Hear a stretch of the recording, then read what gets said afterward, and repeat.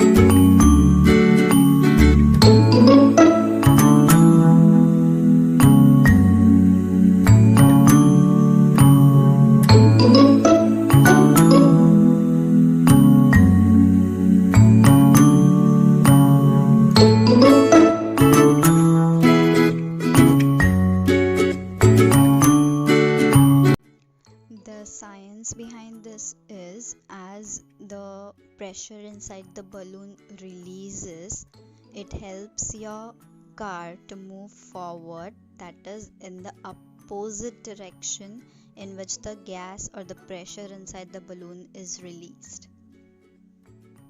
So, in this way, your car moves forward.